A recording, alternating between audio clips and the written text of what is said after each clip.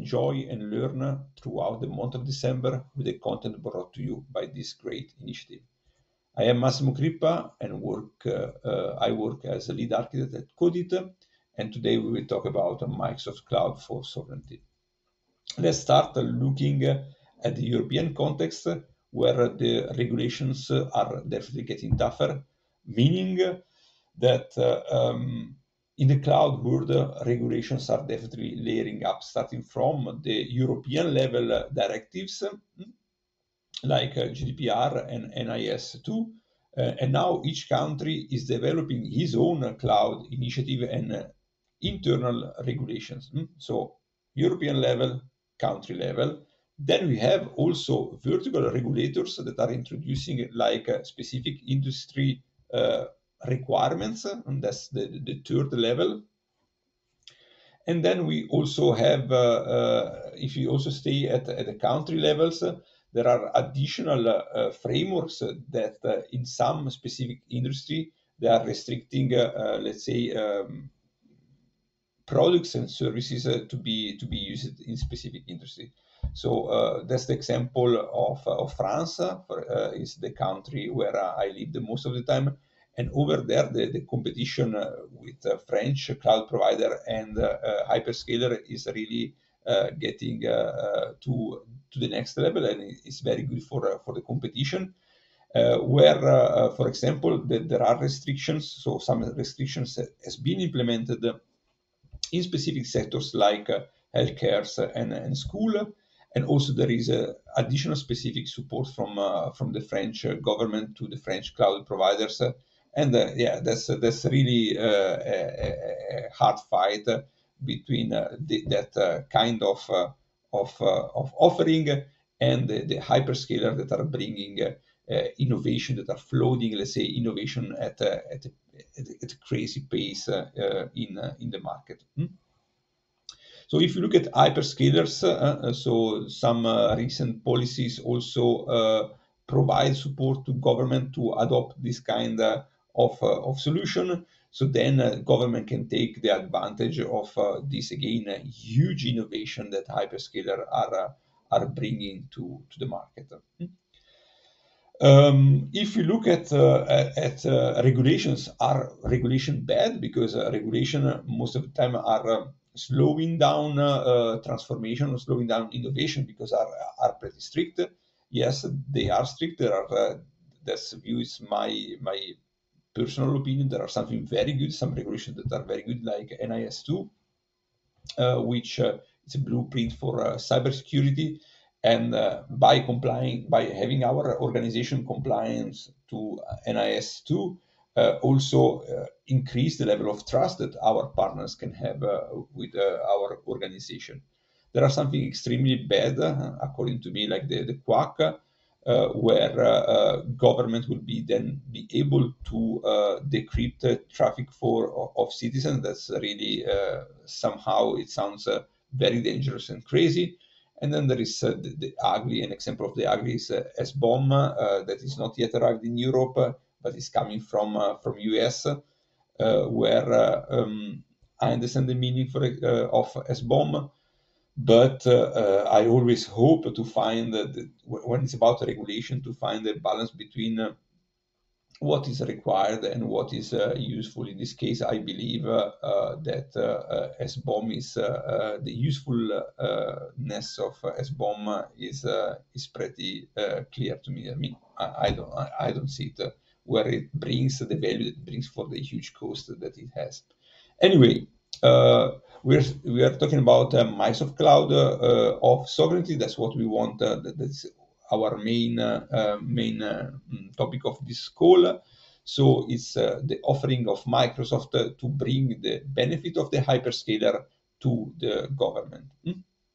Now, how does this look like? Before going into detail, let me take 2 seconds more about some key terminology for data sovereignty, starting from compliance. So making sure that our solution is compliant with local laws, and that the provider of that solution own all the necessary security certifications to be able to do business in a specific region, in this case, let's say Europe. Then we have data residency, so the ability of maintaining the data in a designated country, in a designated geographical boundaries, but not only staying in that boundaries, but also having the full control of who has access to that data. Last, we have data sovereignty, which mainly means that no external jurisdictional controls are permitted. For example, non-European governments cannot access to the data of European citizens. Now, this brings to this picture, which show what is the Microsoft MCFS offering. Again, it's not a private cloud, it's really leveraging the public cloud capabilities at the bottom. The Azure cloud, which is available in 60 regions and specifically in 35 countries, and more countries is coming, like Belgium Central is in the. It will be available soon. Italy North has been announced a couple of months ago.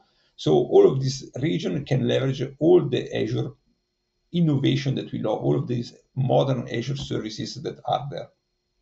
On top of this, we have a layer of transparency and compliance, where, for example, there are transparency logs, meaning government can access now to the logs that are used to track all the activities in case of production support. So when the Microsoft engineers access to some data, some infrastructure, everything to support, let's say, the case that might be triggered, they can see, government can see every kind of access to the platform that has been done. Then we have government security programs, meaning the source code can be access to specific government, so then government can see how the specific service has been implemented. So that we have the additional layer, which is guardrail and guidance, where it starts from a landing zone, a secure landing zone, a confidential landing zone. And on top of this, we have initiatives that might be European level, sector levels, country levels, and so on. And then the reference architecture, so how we can put workload. The final layer is the sovereign control that can be implemented, and over there some examples are the HSSM, the confidential computing, and so on. So by layering up all of this level, we can have the foundational part, the transparency, and the control that regulations requires. Ask Microsoft in this case to implement. Now, in this session, we will focus on the part in the middle in this picture, but actually that is really the foundational part, because it's where the landing zone for sovereignty is coming. Now, this guardrail and guidance is mainly composed of three parts. So a sovereign landing zone that is based on the enterprise landing zone. So there are principles, there are all the same design area of ELZ, if you know the Microsoft ELZ. And this sovereign landing zone, it enables to create this, let's say, foundation and the sovereignty controls that are enforced by policy. So that is the foundation. Then we have, on top of it, we can use some specific, in this case, country-specific initiative, but it might be that we also have industry-specific initiative. And then finally, we can put our workload, and Microsoft provides a set of templates, example of accelerators for workload in terms of, let's say, confidential computing, for example. Now, let's look at the first one, the Azure, the sovereign landing zone. Microsoft made it very simple. We just have a single PowerShell script that orchestrates the different steps. In this case, six steps, starting from the bootstrap that creates the management group hierarchy, Then we have the platform that creates the different design areas, so identity, management, and connectivity. On the other hand, there will be the landing zone application design area. Then we have the compliance part that install the default and the secure policies. We have a dashboard to check the compliance, to keep under control the compliance of those policies. Then finally, how to create exemptions and how to remediate policy. Let's look step by step how this deployment works. So, as I was saying, the bootstrap, it follows the ALZ hierarchy, and it deviates only in two parts: in the application landing zone part, where you can have, as you can see here, the confidential corp and the confidential online. If you look at the enterprise landing zone, there is only corp and online. Here there are two additional level of separation where we can apply different policy, especially for this confidentiality part. And then there is the platform subscription creation. You can create using your enterprise EA agreement, or you can use an existing subscription. Now let me move to the PowerShell to see this in action. So I'm using the version 1.0 of the sovereign Microsoft Cloud for Sovereignty that has been, let's say, that went GA around 15th of December. I am in the orchestration scripts folder, where I can find the new sovereign landing zone.ps1 script that I'm going to run right now. And here you can see that I can run by passing the parameter all. I can run all the single step all in one, or I can pick up which step I want and follow the sequence I prefer. In this case, I start with, of course, with Bootstrap, which is going to create the management group hierarchy. Now you see that it starts with checking some prerequisites like the Azure PowerShell version, if I do have the Azure CLI installed and so on. And then if everything is fine, it then start deploying the management group. But first, let me move to the repository where on my Visual Studio Code, where I do have here in the script, I have the parameter file that I can use to configure my deployment. And if I search for this little placeholder, I can show to you which kind of parameters are, let's say, necessary for this first step. So first of all, I need this deployment prefix, in this case MCFS, that is used to prefix the management group names, but also to later to use to prefix the resource groups when there will be the resource group creation. Then in this case, I need to specify a management group ID, a parent ID. Starting from that parent, I will create the hierarchy of management group. In this case, I'm starting with this situation where I do have this MG FTC management group that I created before. I'm using here this group. Then the billing scope, I'm not using a billing scope, so I just put a dummy value. Why the billing? If I specify the billing scope, I can create, I can use this script to create, to provision subscription. In this case, I have one single subscription, and I'm using that subscription for multiple purposes. So for the identity, for the management, and also for the connectivity design area. Then which location I want to deploy my landing zone, in this case France Centrale, and what are the allowed location for my workload. I also have, I can also specify a different location for the confidential workload.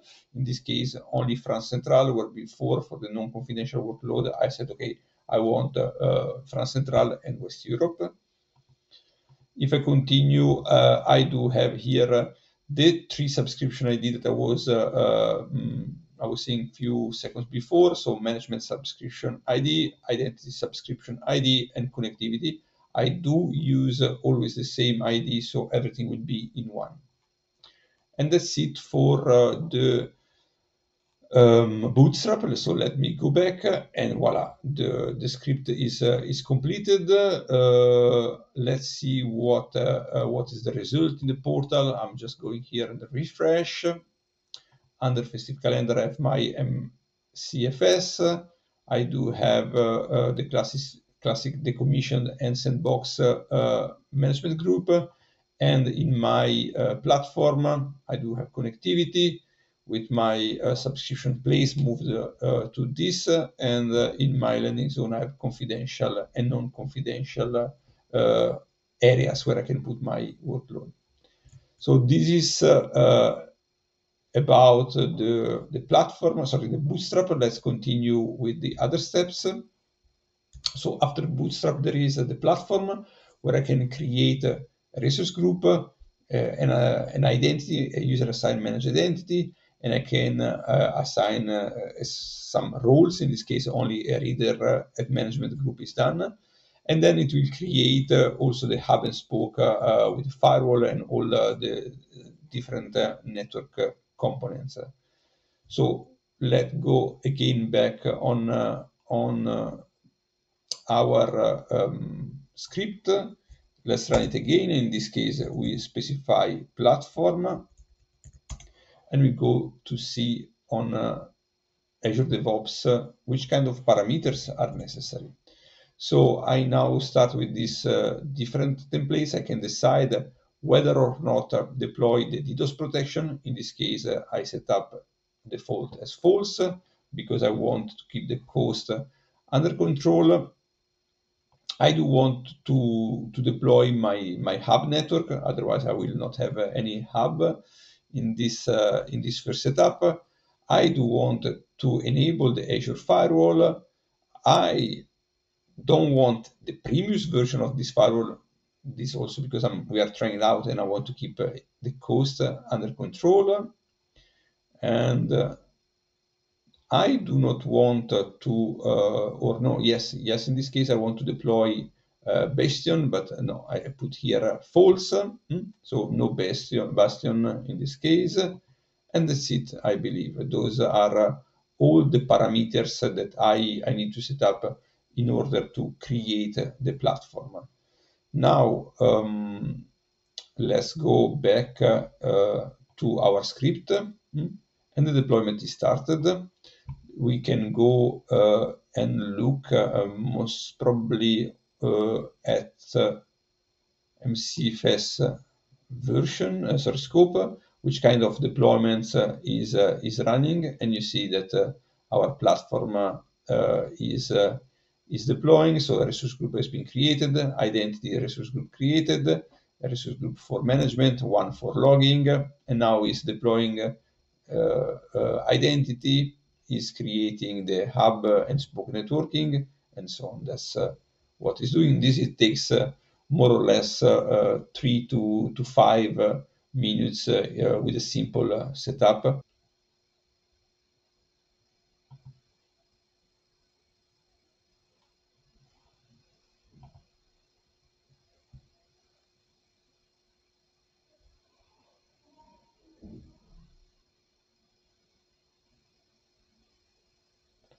And our deployment is complete. Let's go back to the portal and see which kind of resources has been created.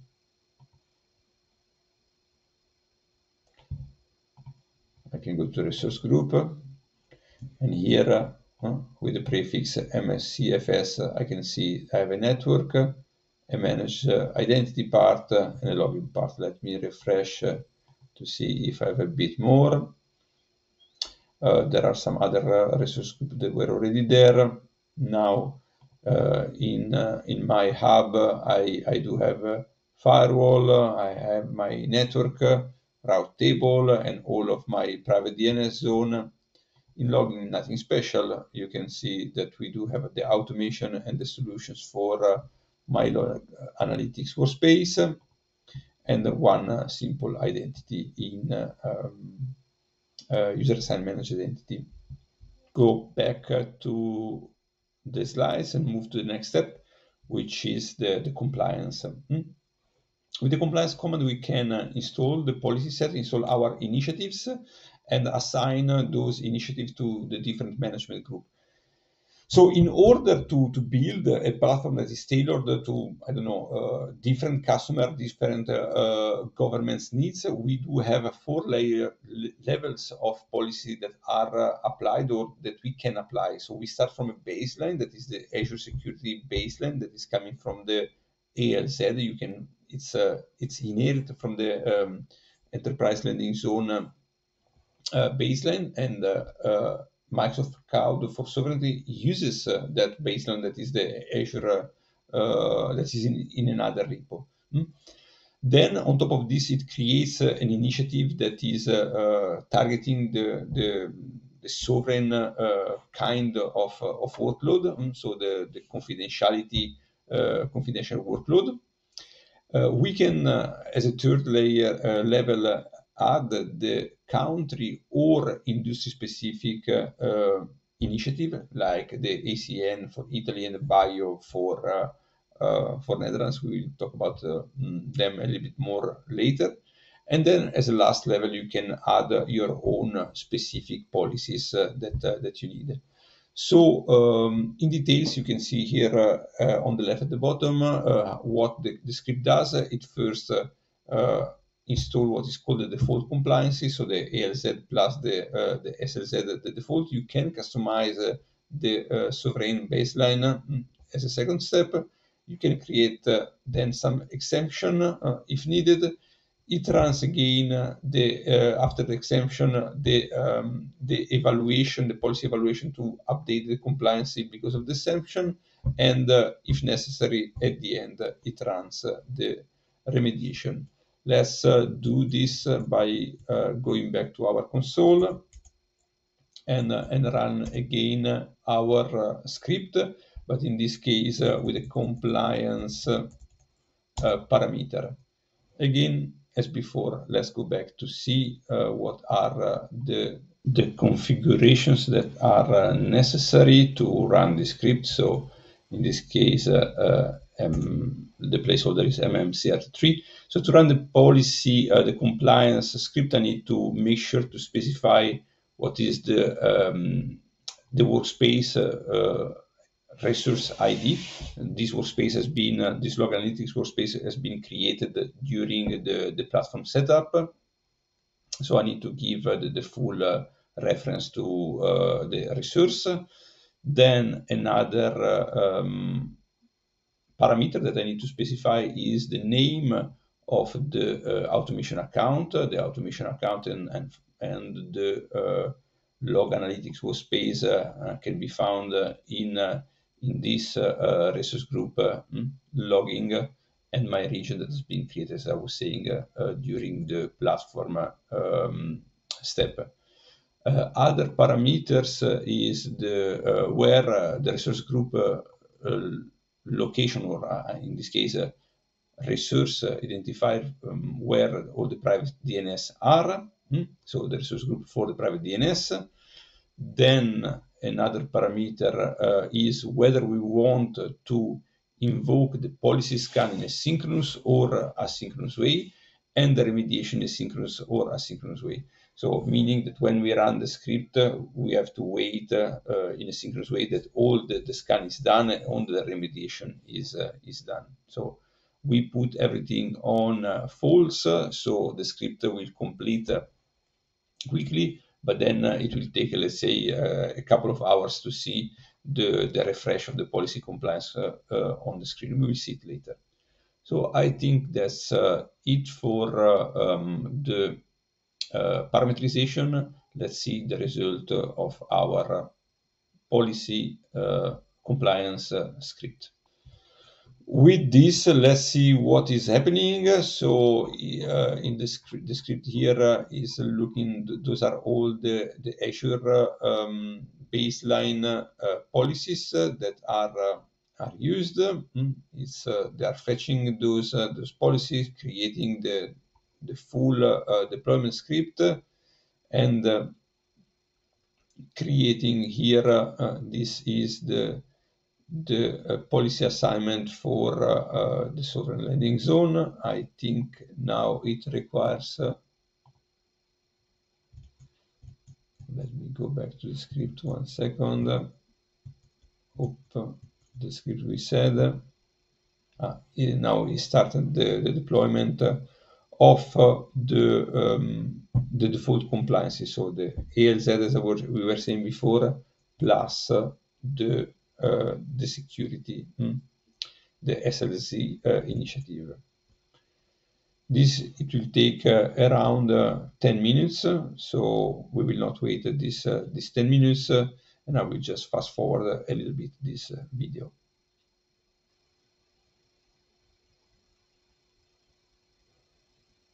Now we can see the policy scan has been triggered.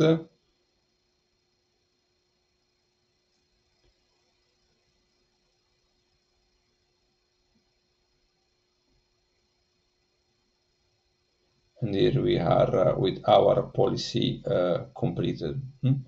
If you go back on our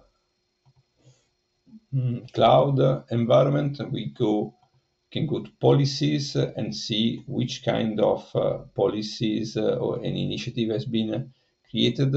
You see we have here the two initiative, SLZ global policy and confidential policies, that are those initiatives that for sovereign kind of scenario. And all of these other initiatives are the initiative that has been inherited from the security baseline, the Azure security baseline. Let's look a bit to the assignments that has been done. So let's look at which assignments we have on confidential corp. Confidential initiative has been added to that scope. If I look at confidential online, I'm expecting also over there the same kind of initiative. Now all the rest can be seen in maybe something at platform and connectivity level. So let's do platform. So and basically at the assignments, are on scope at root scope, so MCFS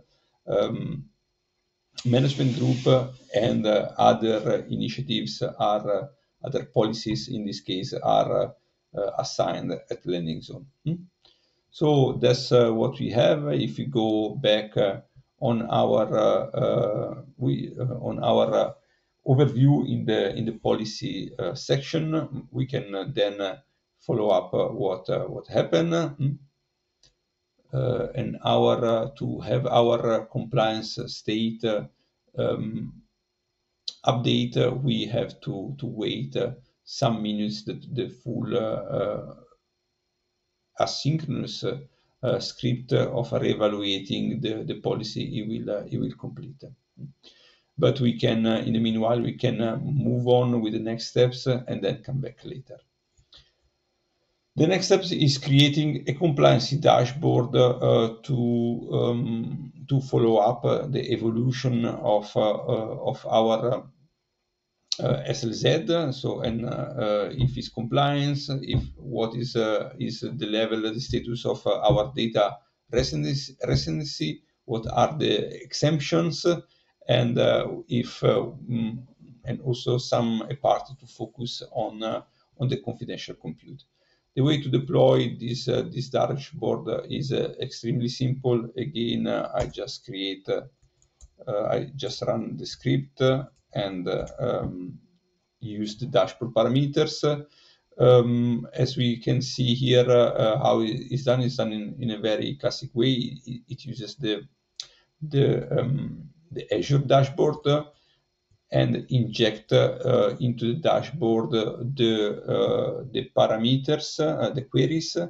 So if I go here in the dashboard, or most probably here in modules dashboard, I do have my dashboard templates here, and you can see all of all the queries, the log analytics queries that are injected into the dashboard in this way. So this way is it's here. And then my queries are used in this part. I suppose the script here, it runs pretty fast. So our dashboard will be available soon. Let's also wait a bit this to complete.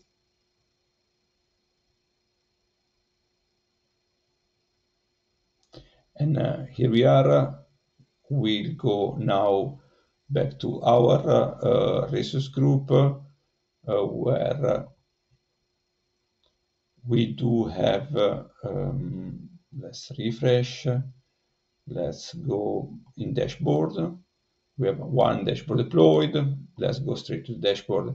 And here we have our state of our compliancy in this dashboard. It will take some time because, again, the policies have to be evaluated. It's done asynchronously, and it can take up to 1 hour.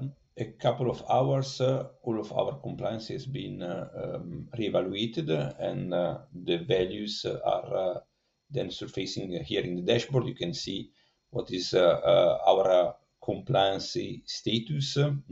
So still we do have 7.1% of non-compliant policies. You can see what are the status by initiative.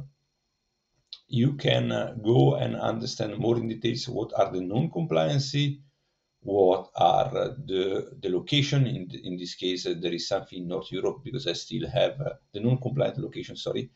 In this subscription have other, let's say, test, other workload, let's say. And then at the end, the part for of confidentiality, confidential computing and confidential resources that I'm not using because I didn't deploy this part yet. So this is how it looks at the dashboard. And if I go back also on policy, I will be able to see here what I didn't have filled before because the reevaluation, the compliancy was not being calculated yet. Okay.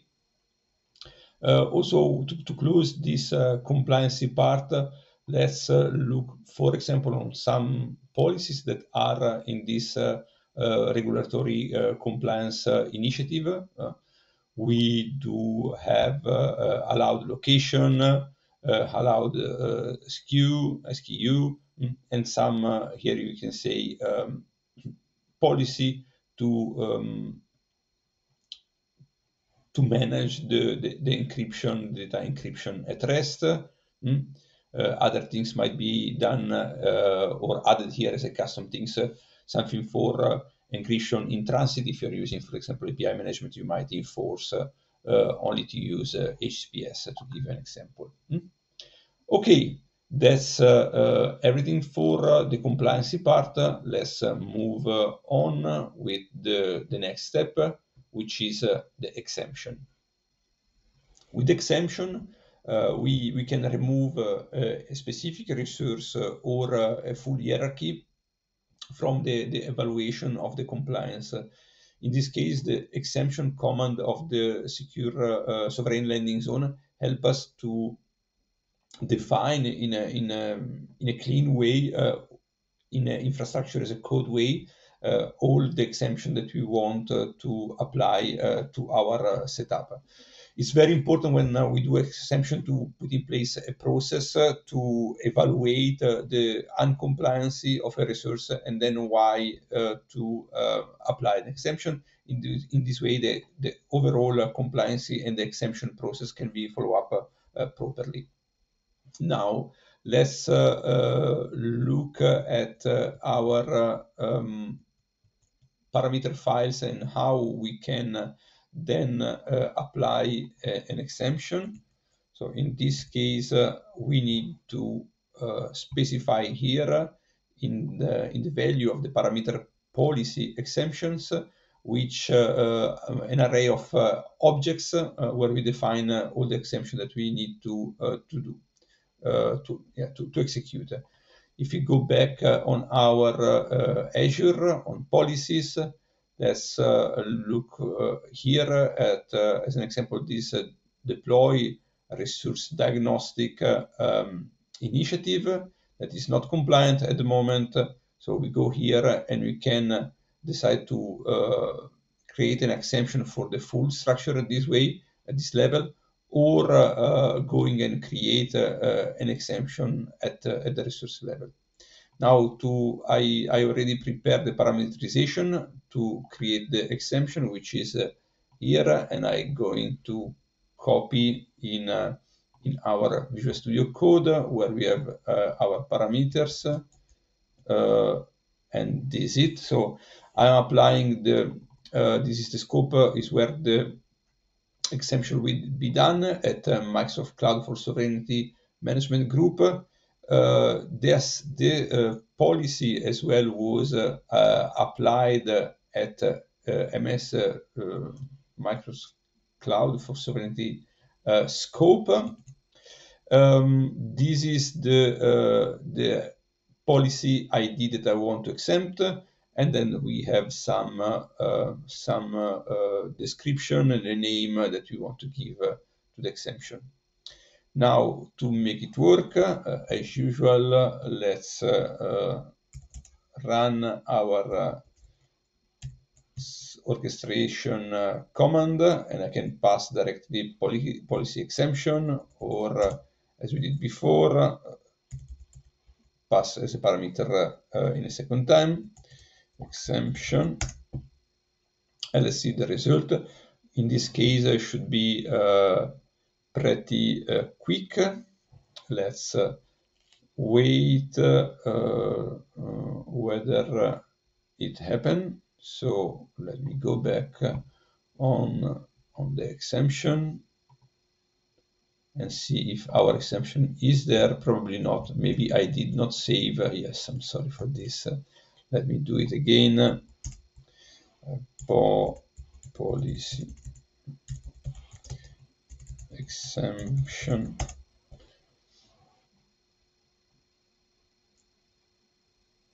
And voila, the exemption deployment is started. And in few seconds, we should have our exemption rolled out.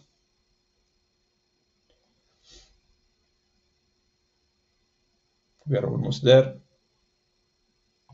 We can check directly here. Here we are. We have our assignment that has been exempted.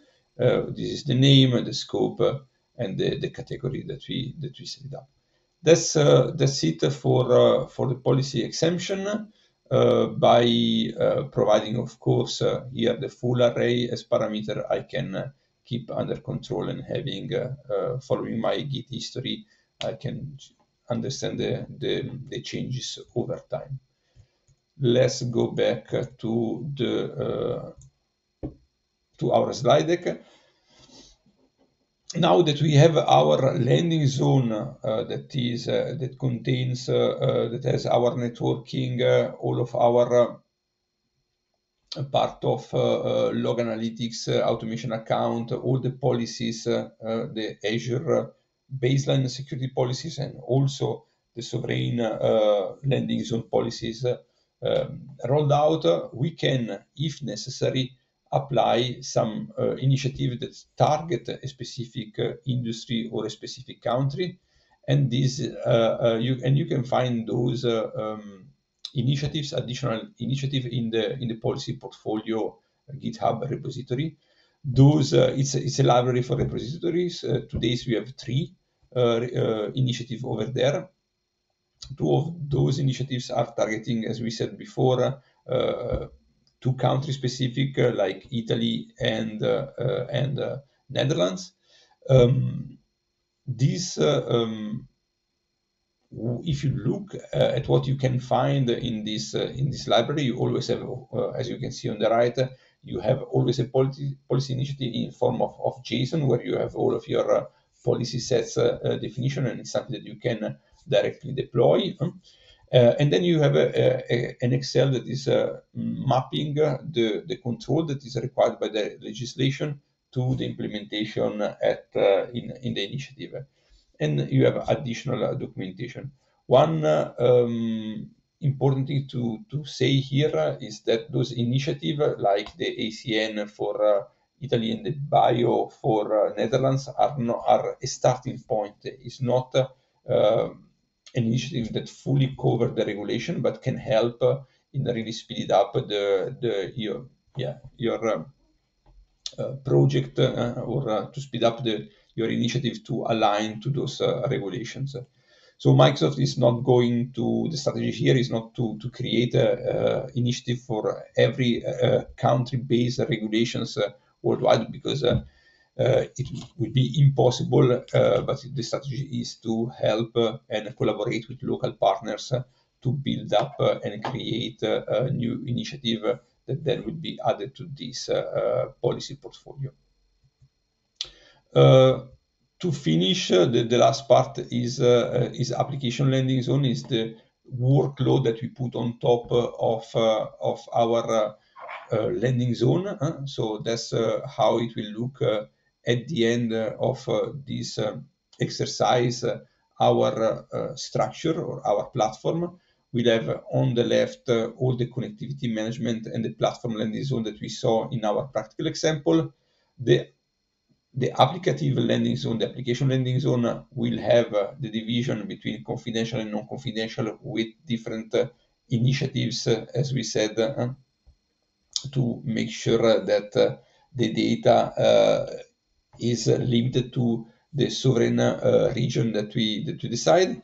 And then on the right, sandbox and the commission, as we know from ELZ. Now, what we have here in this Cloud for Sovereignty Quick Start are example of workload that you see here under confidential landing zone and the non-confidential. So these workloads, those accelerators, are example of type of workload, like confidential computing workload, to make sure that the data in use is safe. So those examples are there as an accelerator, as a starting point that you can take and start from there to build up if that architecture fits your expectation, fit your use case. You can start from that accelerator to then start building your confidential solution. That's what I have for today. So the introduction, an introduction for sovereign landing zone, the Microsoft Cloud for Sovereignty. I hope you find this session interesting. That's it for today, and thank you everybody for watching this video. Bye.